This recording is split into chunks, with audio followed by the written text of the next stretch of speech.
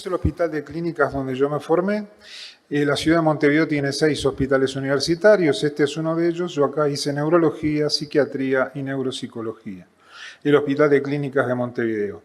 Actualmente trabajo como jefe del Departamento de Neurología, coordinando los aciertos y los errores de 32 neurólogos que nos llamamos bien como grupo, y trabajo ahí como neurólogo específicamente, tratando de hacer un centro diagnóstico interdisciplinario en la Asociación Española.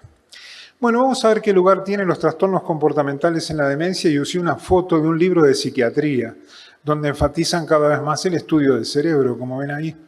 Porque todavía seguimos hablando de la emoción y algunas otras capacidades y parece que no fueran temas cerebrales y fueran como extracerebrales. Vamos a seguir entonces, a ver, si yo los pasaba en mi computadora, tengo que pasarlos acá. Ahí está. Los trastornos comportamentales en la demencia. Seguimos entonces los pasos. Hacemos un ajuste conceptual, hablamos de la arquitectura general del órgano de conocimiento, el síndrome demencial visto por dentro y el lugar que tienen los trastornos comportamentales en el síndrome demencial, y después hablamos de los trastornos comportamentales en la enfermedad de Alzheimer, frontotemporal, Parkinson y trastornos traumatismo encefalocraneano. Ajuste conceptual. Esa foto que ven ahí es la foto del cerebro cuando no tiene corteza cerebral y es el mapeo que se ha hecho del conectoma humano. Esas son las conexiones que tiene nuestro cerebro y son 86.000 millones de neuronas conectadas, y esto es nada más que el conectoma en su sector cerebral. Hay conectoma del sistema nervioso periférico y de otros animales. Pero del papiro al conectoma tenemos un largo camino conceptual y vamos a recorrerlo rápido con ustedes. Desde hace 5.000 años se conocen los primeros documentos científicos donde los papiros de Eber y Edwin Smith van mostrando que habían 48 casos clínicos descritos por los médicos egipcios donde se hablaba de trastornos comportamentales también después de un golpe en la cabeza cuando venían de la guerra. De hecho, hay una palabra, que es la palabra cerebro, que está escrito en las pirámides, y se conoce la primera historia clínica que tiene título, examen físico y diagnóstico. Espero que no precisen que yo se las traduzca, no podría. Y pasamos por una etapa que se llamó mentalismo, y estamos viendo cómo se tenía que trabajar y cómo fue la evolución de las ideas para, de alguna manera, entender que tenemos que trabajar en el cerebro a pesar de que estemos en diferentes disciplinas. Aristóteles habló de una psiquis inmaterial, de un cuerpo y de una mente que actuaba sobre el cuerpo. El dualismo cartesiano que vino después mantenía la misma idea, una mente inmaterial, el cuerpo, y que la mente actuaba en el cuerpo a través de la glándula pineal. Esa fue la idea de él, que permaneció 1000 años y que nos hizo muchos problemas hasta el día de hoy. Después vino el materialismo con Darwin y decía: la conducta racional puede explicarse totalmente a partir del funcionamiento del sistema nervioso. No hay necesidad de referirse a una mente inmaterial. De todas formas, en aquella época, 1900 y poquito, cuando se sacó esta foto, en la época de Alzheimer, cuando se hablaba de demencia, se hablaba de enfermedad del alma, del espíritu y de la inteligencia. Cosa que hoy sabemos que priorizamos lo que se llama inteligencia, pero se precisan varias reflexiones a partir de ahora para ver cómo a partir de este dualismo hay que romperlo y hay que terminarlo de una vez por todas para trabajar todos juntos. Y no habría una mente inmaterial y una psiquis inmaterial y un cuerpo y que interactúen entre ellos. De alguna manera, dentro de estas reflexiones tenemos que saber varias cosas, que no existen dos cerebros iguales. No existen. Miren las conexiones del cerebro de la mujer y el del hombre, donde hay un conexionado mucho más productivo en el hemisferio derecho en el hombre e interhemisférico en la mujer. Somos diferentes y complementarios. Tampoco los hemisferios son iguales. Los hemisferios, el hemisferio derecho predomina su habilidad visoespacial, musical, holística y su capacidad analítica, crítica del hemisferio izquierdo. Otro ajuste conceptual es que las dicotomías cartesianas ya no se sustentan más. Quiere decir que tenemos que eliminar esta idea porque esto de orgánico e inorgánico no camina más. No hay sustento científico para dividir esto y de alguna manera vamos a ver cómo Jackson tenía razón y teníamos que hablar de diferentes niveles de organización. Eric Kandel saca esto hace unos años y él es premio Nobel de Neurofisiología y dice: Todos los procesos mentales, incluso los procesos psicológicos más complejos, son consecuencia de operaciones del cerebro. La mente es un conjunto de funciones llevadas a cabo por el cerebro y por nada más. La reserva cognitiva es otro tema. Si uno ve esta figura que parece que no tuviera lóbulo frontal, se imaginaría un paciente en gatismo. Bueno, esta persona vino a entregarnos su examen clínico caminando y nos hacía bromas después de haberse caído de un caballo y donde hablaba de que tenía una reserva cognitiva muy importante para poder, de alguna manera, operar en su relación con el medio ambiente. Otro concepto es los divorcios interdisciplinarios que existen. Para mí es triste seguir viendo mesas donde un neurólogo discute con un psiquiatra, a ver, defendiendo su feudo, que la demencia es más de mi lado, el otro de mi lado y el neuropsicólogo. Yo creo que tenemos que trabajar todos juntos y dejar de pelearnos, porque este señor, Hagelin Jackson, nos enseñó algo, y es que en el sistema nervioso central existen niveles de organización. Hay niveles complejos que se van edificando como un edificio y se derrumban de arriba hacia abajo también. Este concepto hace que tengamos esta idea de que los psiquiatras, psicólogos, neuropsicólogos y neurólogos estemos trabajando en el mismo órgano, pero en diferentes pisos y niveles de organización.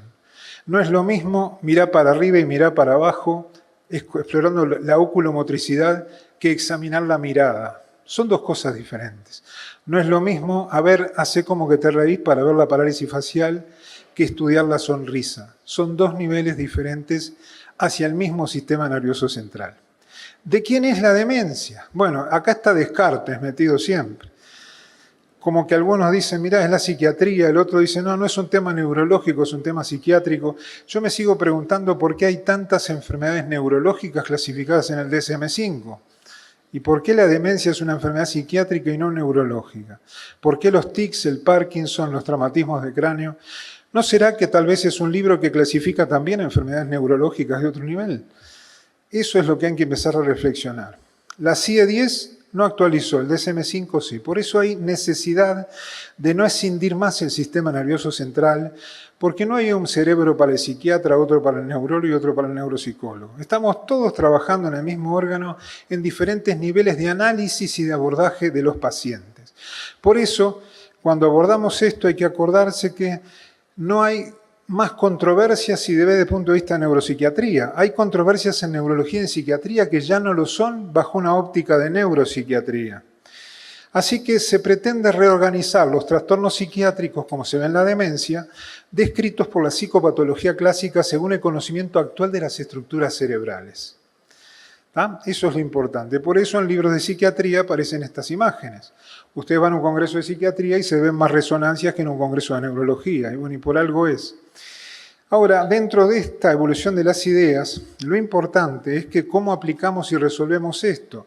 Porque cuando hablamos de trastornos comportamentales en la demencia, estamos hablando de trastornos cerebrales también, de otro nivel de organización, donde el anclaje clínico, anátomo-clínico todavía no queda claro.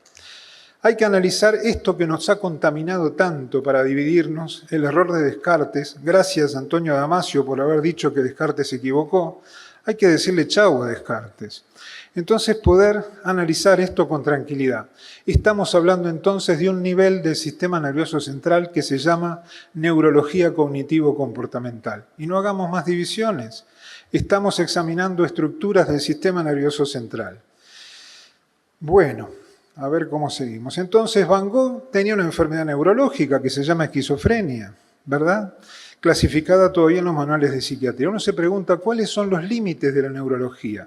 Y yo les diría que los límites son los de la propia psiquis, porque hay una frase que dijo Popper, la ausencia de evidencia no es evidencia de ausencia. Por lo tanto, hay que esperar porque hay nuevas ventanas al cerebro para poder estudiarlo. Así que cuando estemos explorando este abordaje interdisciplinario y hablando de los trastornos comportamentales en la demencia, estamos hablando de desorganización de la química o del nivel que sea a nivel del sistema nervioso central. Cuando aparezca Descartes, y esto es la foto de ahora, 2018, sigue habiendo una puja entre Descartes y Jackson. Jackson dice hay niveles de organización que están abordados por diferentes disciplinas en el mismo sistema nervioso central. Así que vamos a sacar a Descartes, si ustedes me permiten. Lo sacamos del dibujo y nos quedamos con Jackson. ¿Está bien?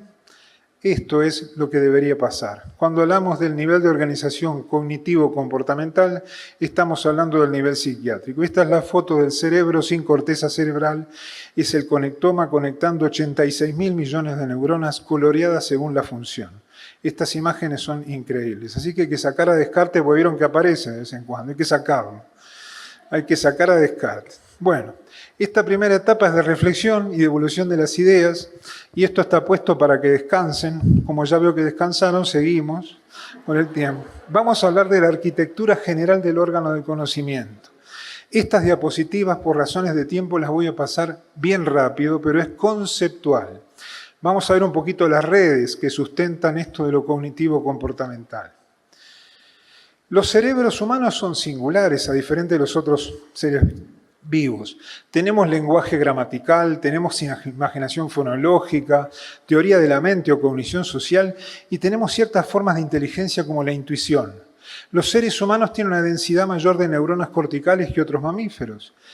Existen las neuronas de von Economo que tienen que ver con la autoactivación cuando uno piensa en sí mismo, las mal o bien llamadas neuronas del yo, pero están ahí, nadie les dio bolilla durante 100 años y ahora sabemos que es una red que se autoactiva cuando pensamos en nosotros.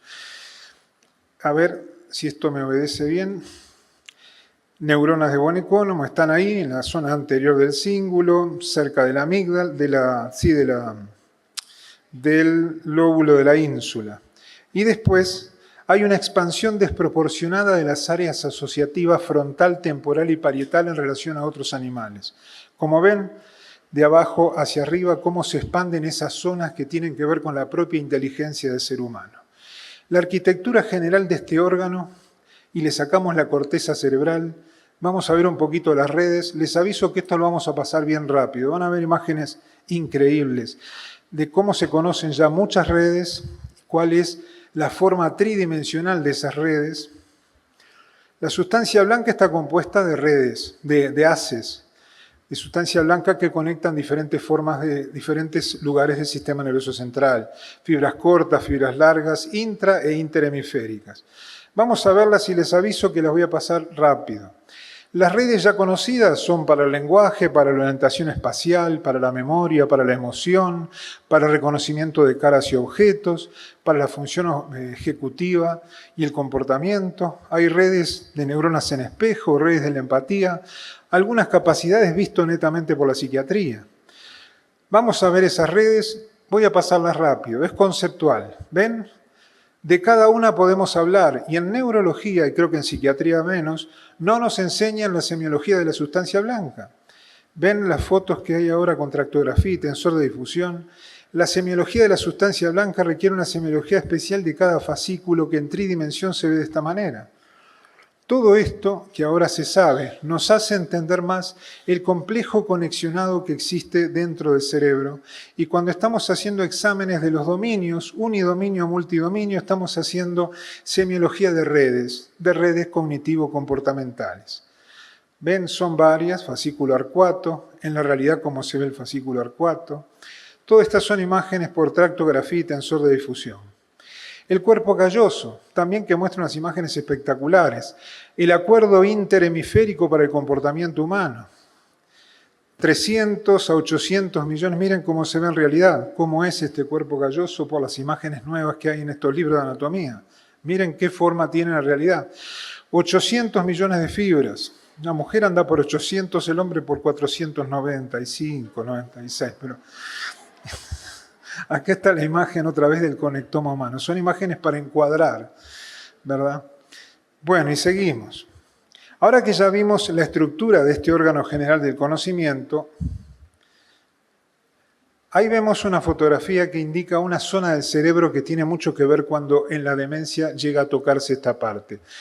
El 3,5% en el gato, el 7% en el perro, el 17% en el chimpancé y el 29% de corteza cerebral en el humano están pintados ahí de negro. Y esa zona es la zona prefrontal. Esa es la zona de nuestra corteza cerebral que nos ayuda a decir no. Voy a parar, voy a pensar, lo hago de esta otra manera y no respondo a una actividad automática. El desarrollo de los lóbulos frontales llega tarde. La mielinización desde la amígdala hacia el sector prefrontal se completa hacia los 18 años de edad, más o menos. Es donde se supone que tenemos muy acabado el aparato para tomar decisiones. Mal o bien, de acuerdo o no, biológicamente está puesto ahí. Entre los 16 y 18 años se mielinizan esas zonas. Así que en el cerebro tenemos dispositivos biológicos para ir para adelante y progresar, como ese signo de más, y dispositivos biológicos para decir no y meto el freno y controlar los impulsos. En la demencia lo que se pierde es esto. Es la capacidad de programar cosas, ir para adelante y progresar, y no se controla más lo que se siente y los impulsos. Si lo extrapolamos al desarrollo del ser humano, pasa lo mismo en el niño, que es impulsivo, hiperkinético y no progresa. Pero estamos hablando del adulto, en el otro extremo de la vida. Y los circuitos córticos subcorticales más importantes, y esto sí lo vamos a pasar rápido, porque estamos con poco tiempo, tienen que ver con el humor, con la cognición y los comportamientos. Así que cuando hablamos de los confines de la neurología o los límites de la psiquiatría, no es verdad. En los confines de la neurología está pasando una red al lado que tiene que ver con la psiquiatría y otra red al lado que tiene que ver con la neuropsicología. Así que no vamos a dividir más y trabajar todos juntos y desde la Facultad de Medicina enseñar esto de una forma más integral. Esto lo pasamos rápido porque no voy a insistir en esto. Son los diferentes circuitos prefrontos subcorticales que tienen que ver con el comportamiento humano. Si esto me obedece, sí, a ver. Bueno, esto lo pasamos rápido porque no es el objetivo del trabajo.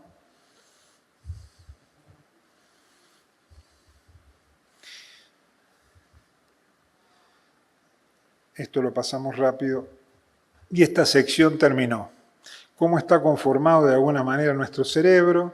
Ya vieron que hay redes que tienen que ver con la cognición, con los comportamientos.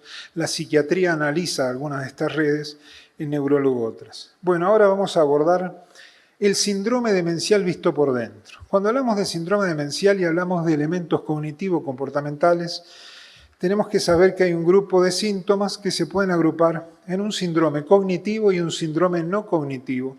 Faltaría el funcional ponerlo ahí, pero más o menos con esto se hace un balance bastante bueno. Este síndrome cognitivo y no cognitivo está compuesto de varios elementos. Vamos a ver. Acá está. Esto es el esquema actual que propone el DSM-5. Es una pena que este aparatito no obedezca bien. A ver. En los elementos cognitivos tenemos varias capacidades que son las que examinamos y hacemos la semiología de cada una de ellas. De estos elementos cognitivos depende el grado de demencia. Sin embargo, en los no cognitivos son acompañantes que no marcan el grado de demencia necesariamente. Este esquema es el que pide el DSM-5. A ver, entonces, la demencia podemos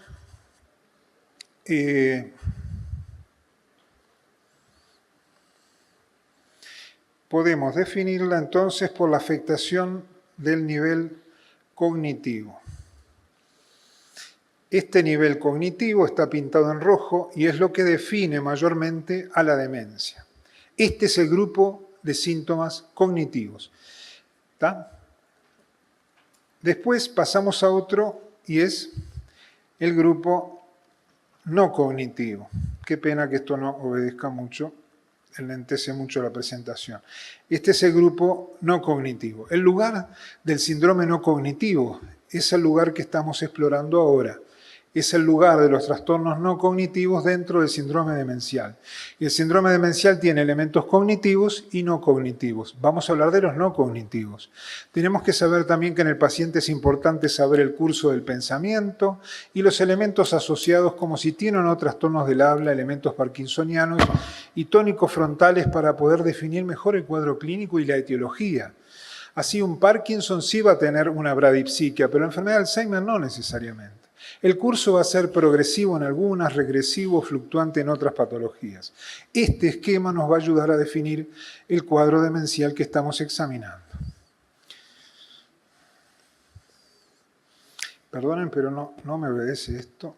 A ver. Volvemos a los cognitivos. Este es el lugar de los trastornos cognitivos. Y los trastornos cognitivos ocurren en todos los pacientes, empeoran progresivamente con el avance de la enfermedad. ¿Son improbables de responder a intervenciones farmacológicas? Yo diría que sí están respondiendo cada vez más, pero todavía cuesta ver mejorías a nivel cognitivo con el abordaje farmacológico. Todavía cuesta un poco, y más a nivel clínico. Se correlacionan con los cambios morfológicos y se correlacionan con el examen neurológico. Es el componente cognitivo. Bueno, y ahora vamos a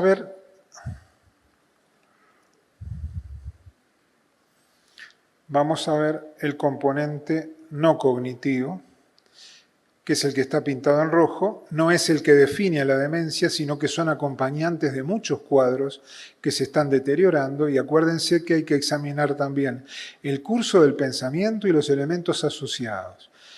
Estos elementos no cognitivos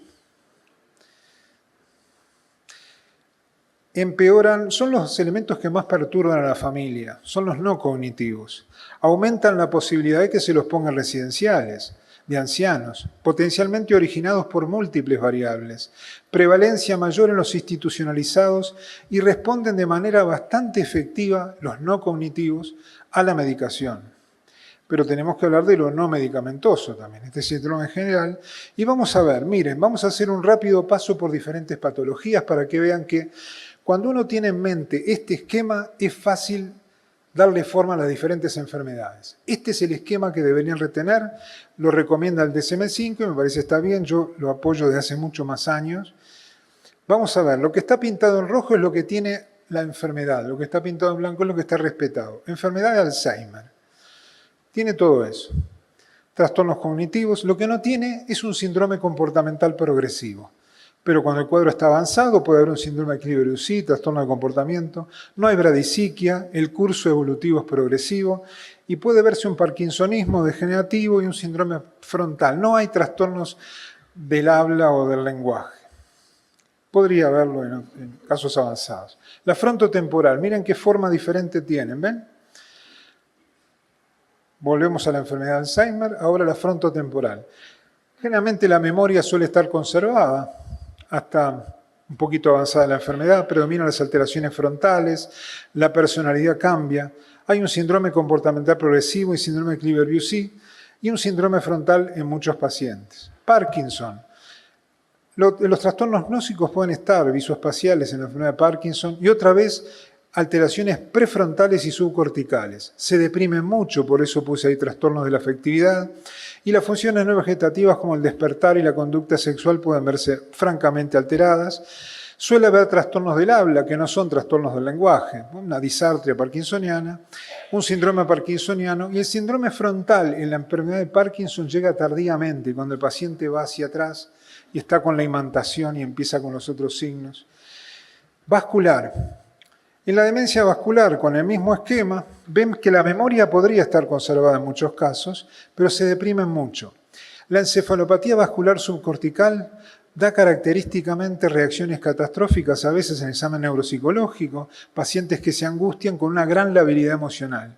Puede haber trastornos del habla, elementos parkinsonianos y elementos frontales en la encefalopatía vascular. Bradipsiquia, sí o no, según el grado de afectación. Cuerpos de Lewy.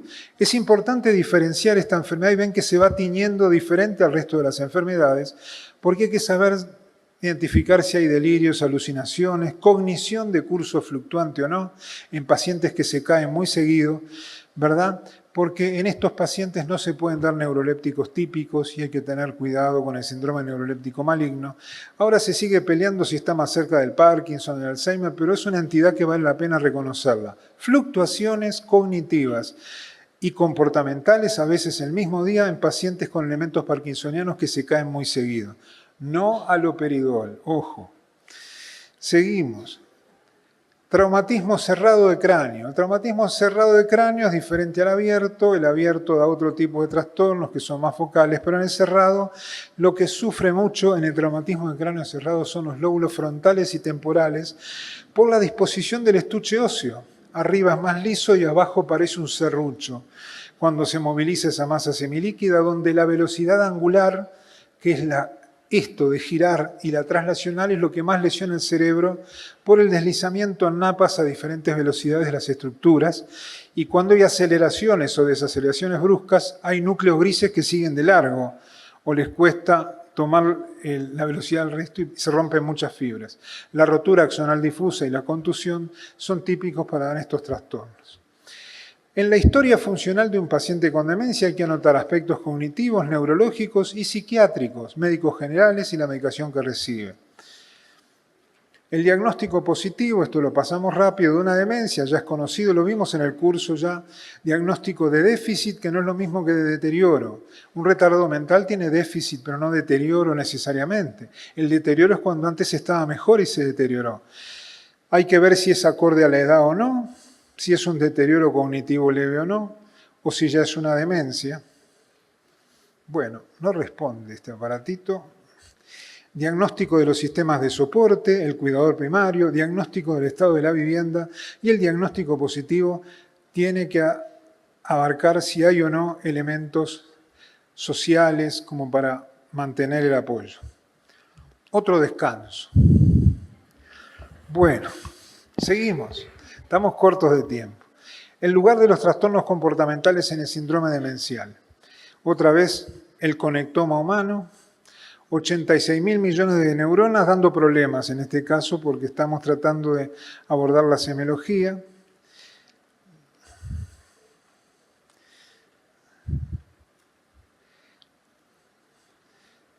Bueno, esto requería de otra agilidad en la presentación, pero es difícil con esto.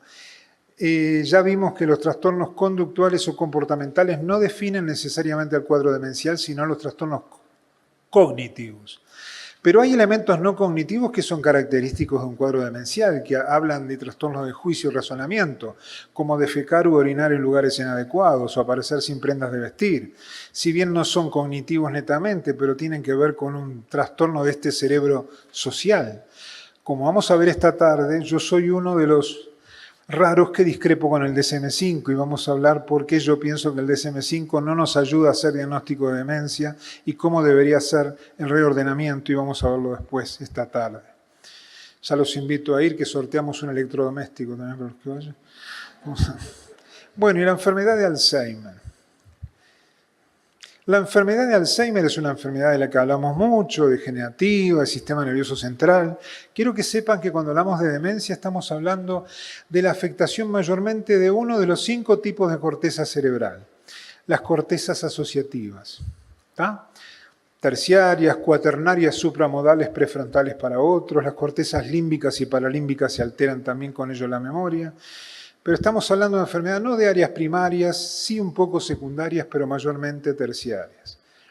La enfermedad de Alzheimer tiene todo eso. Lo que no tiene es un síndrome comportamental progresivo, salvo casos raros de comienzo frontal. El curso del pensamiento no está enlentecido necesariamente, el curso evolutivo es progresivo y puede verse un parkinsonismo degenerativo y elementos tónicos frontales en estadios avanzados. Bueno, esto lo pasamos de largo. Tiene un curso progresivo, estas son gráficas ya conocidas por todos ustedes.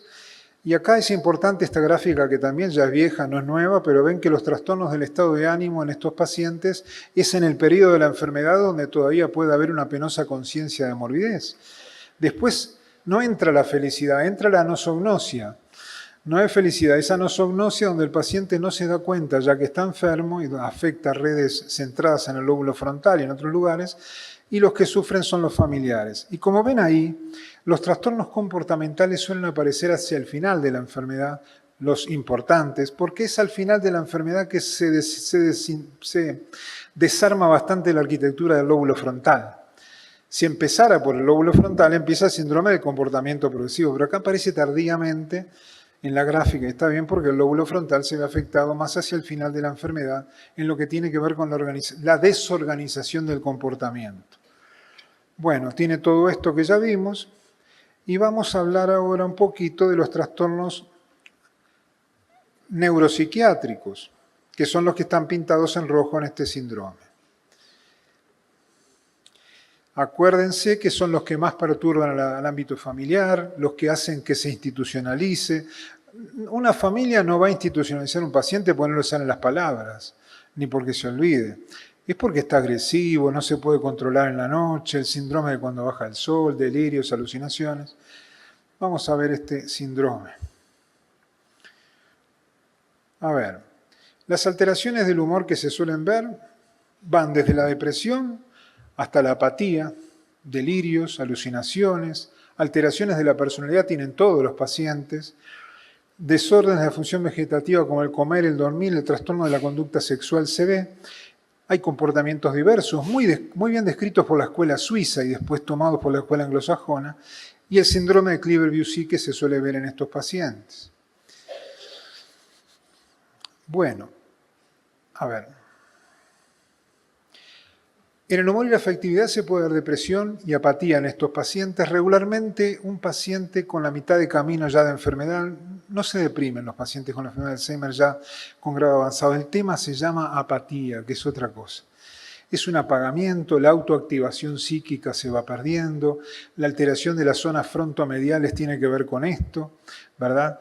Y los tres últimos, que es reacción catastrófica, la habilidad emocional y risa y llanto inapropiado, son característicos de la encefalopatía vascular subcortical, no tanto de la enfermedad de Alzheimer. Si miramos una película y estamos en la televisión, el que se angustia mucho, empieza a llorar por estas cosas, hay que ver primero si no tiene encefalopatía vascular por la labilidad emocional. Porque el paciente con la enfermedad de Alzheimer es más indiferente, le sacamos el televisor y sigue mirando para adelante a veces, en casos avanzados, y está más alejado de eso que está pasando. Así que la reacción catastrófica la vivimos los neuropsicólogos con mucha frecuencia cuando el paciente no quiere seguir siendo examinado, ve que está haciendo las cosas mal y prefiere no seguir. Eso se llama reacción catastrófica y se ve muy característicamente en los pacientes más conservados, que son los vasculares, no tanto en la enfermedad de Alzheimer. La apatía, que es tan frecuente, es una disminución de la motivación que no es atribuible a una desorganización de nivel de conciencia. Este es el síntoma con el que cuesta lidiar más cuando el caso está avanzado. En la psicoeducación familiar hay que enseñarle a la familia qué es la apatía, que no lo puede modificar el cuidador contratado. Por eso, aunque le paguemos al cuidador, no va a vencer la apatía y no tenemos que caerle tanto al cuidador. Y requiere un abanico de ofertas, de acciones, de entretenimientos y a veces el paciente no quiere tomar nada y hay que saber respetar este estado llamado apatía, para lo cual prácticamente no hay medicación en los casos avanzados. Por más que le demos el modafinil o la atomoxetina, hay que saber vivir con la apatía y enseñar a la familia que no se amargue más porque él no está sufriendo. Es simplemente que no hay interés por el ambiente y tenemos que respetar sus rutinas. Y de vez en cuando prende alguna actividad, la festejamos y si no prende, que se quede tranquilo con su apatía. Vamos a pasar estas que siguen de largo porque nos va a llevar mucho tiempo. Los delirios, estas vivencias irreductibles a la lógica, que generan conductas que son incompatibles con los demás, tienen en la enfermedad de Alzheimer una presentación muy característica. Acá se habla de delirio atípico para decir que no son los típicos de las enfermedades crónicas, psicosis crónicas, pero son típicos de la enfermedad de Alzheimer. Como por ejemplo, mi casa no es mi casa. Es un delirio atípico, que yo todavía no sé si es un delirio, es un problema agnóstico, visoespacial y otras cosas metidas ahí, pero está puesto como delirio atípico. Es un síntoma muy frecuente. Yo no me animo a decirles que es patognomónico, pero es muy característico de la enfermedad de Alzheimer, con el cual hay que enseñar a la familia cómo convivir con estos trastornos y cada uno tiene su diseño artesanal y uno le dice que no encuentra las llaves, otro le dice que vamos a hacer el bolso, vamos a caminar por afuera o entretenerlos. Todo esto para el abordaje no farmacológico en estos casos requiere enseñarle a la familia todos estos síntomas.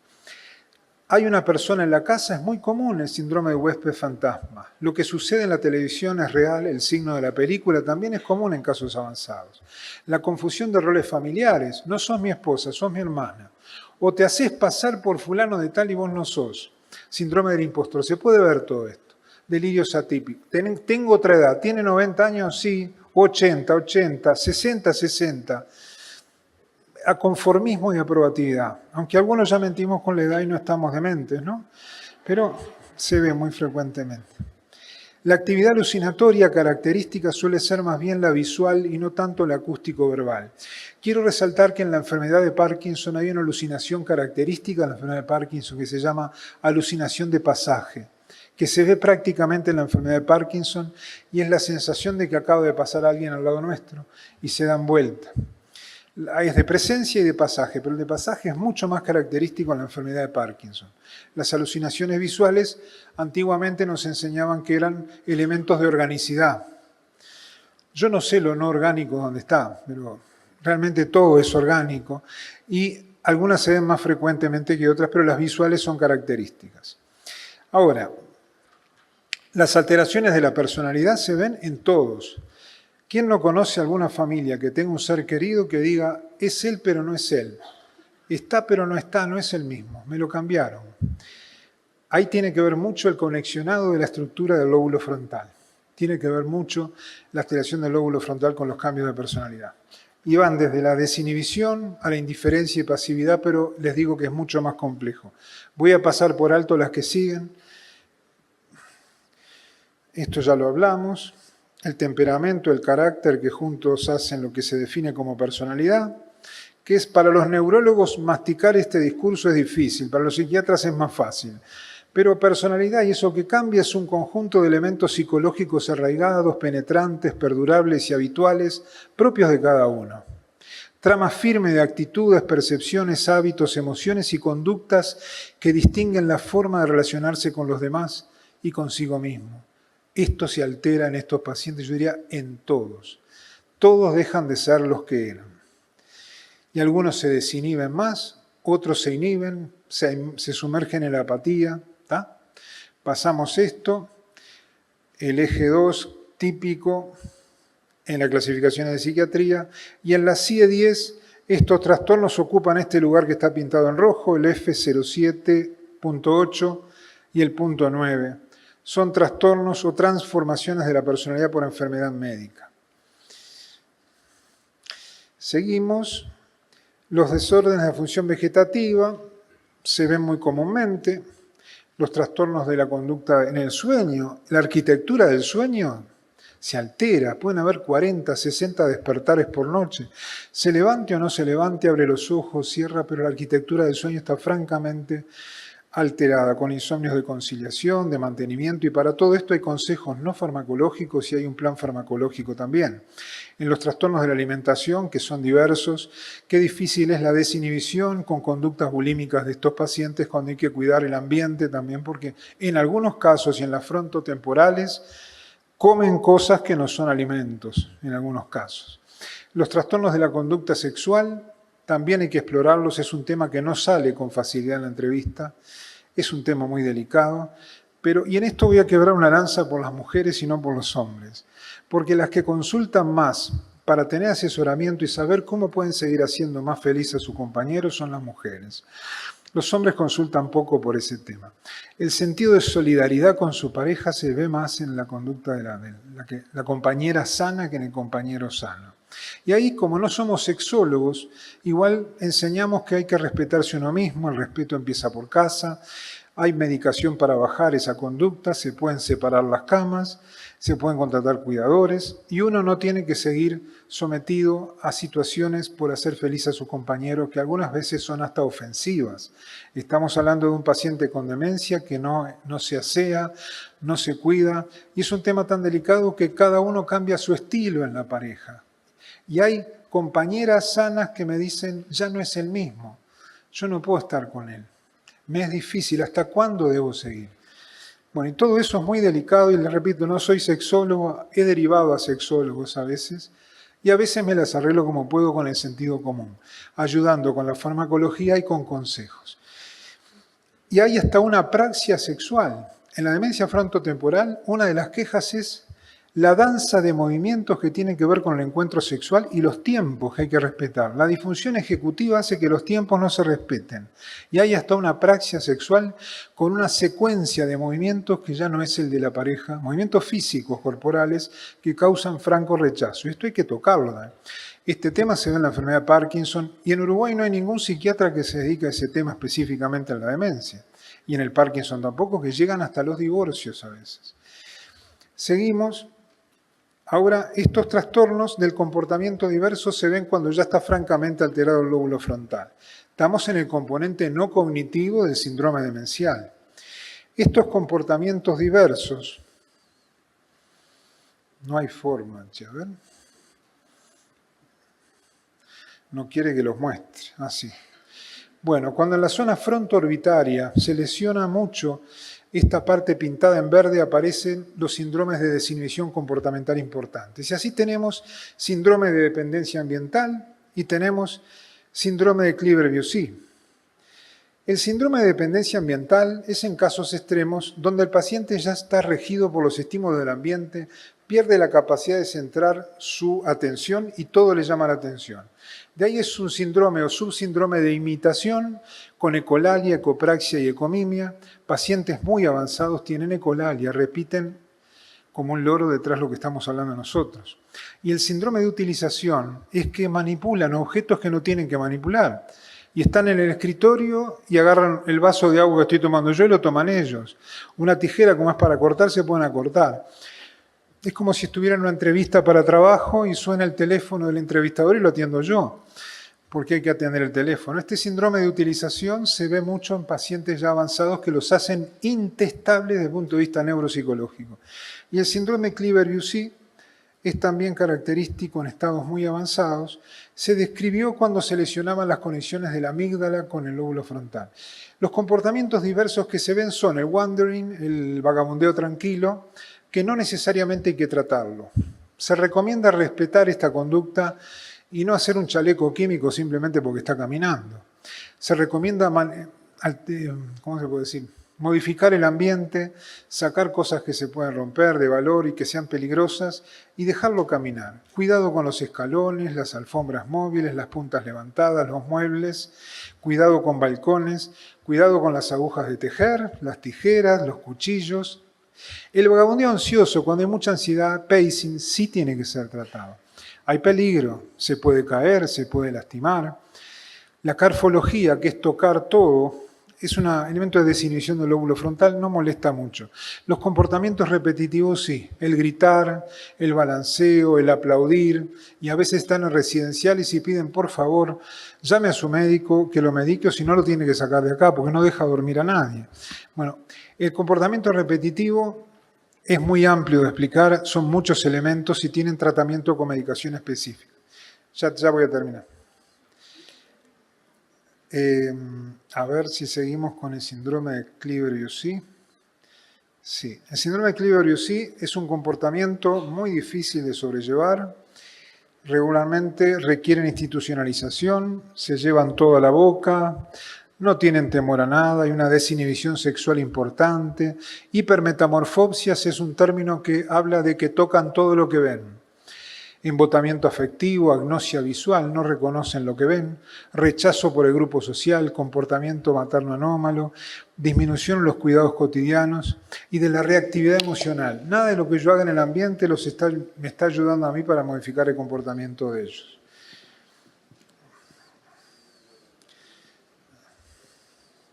Esto era para que descansen. Ya están pidiendo que terminemos. Ya terminamos. Un minutito más y ya terminamos. Bueno, qué difícil es esto. Ahora vamos a empezar con la demencia frontotemporal. Yo simplemente les comento que en la demencia frontotemporal, a diferencia de la enfermedad de Alzheimer, que tiene imágenes características, la memoria, las praxias, las gnosias, suelen estar conservadas en los inicios hasta mitad de camino, una característica importante. La memoria no suele estar alterada en los inicios, pero hay un síndrome comportamental progresivo con muchos cambios de personalidad y a veces hay síndrome tónico-frontal. Pero una cosa que quiero que sepan que el síndrome cognitivo por déficit frontal no necesariamente está acompañado uno a uno con lo motor. Así que puede haber elementos prefrontales, prefrontosocorticales, sin elementos tónicos frontales motores y generalmente sí están acompañados en etapas avanzadas. Bueno, ahora sigue el síndrome comportamental progresivo que puede ser causado tanto por la enfermedad de Alzheimer, de Jakob-Creutzfeldt y otras enfermedades. ¿tá? Y vamos a dar terminado. Son todos estos elementos que están alterados en la demencia frontotemporal. Hay otros en la enfermedad de Parkinson y en el traumatismo craneoencefálico. Sin mostrarles diapositivas, les resumo esto. En la enfermedad de Parkinson suele verse mucho la depresión. La depresión es muy común y casi que se está empezando a considerar un síntoma cardinal, más allá del temblor, la quinesia, la braquinesia, la rigidez y trastornos posturales, la depresión es muy común. Y en el traumatismo encefalocraneano, ya termino, es que como la caja es cerrada en los traumatismos cerrados, la rotura axonal difusa, junto con algún elemento contusivo como machucones, puede dar elementos de desinhibición y la secuencia que se ve es esta según la intensidad del traumatismo. Lo primero es trastornos atencionales. Cuando el traumatismo es más fuerte, atencional es más memoria. Más fuerte, atencional, memoria y difusión ejecutiva. Y cuando el traumatismo es muy importante, hay cambios de personalidad, con pacientes que se desinhiben y que están sumergidos en la apatía. Bueno, termino con esto y vieron que el tema es muy vasto y estamos hablando de todo aquello que no define a la demencia, sino que son elementos comportamentales que requieren siempre un abordaje no farmacológico primero para cada síntoma y consejos a la familia y abordaje farmacológico en los casos en que se puede responder. Bueno, muchas gracias por la atención y espero que no se hayan aburrido. Gracias.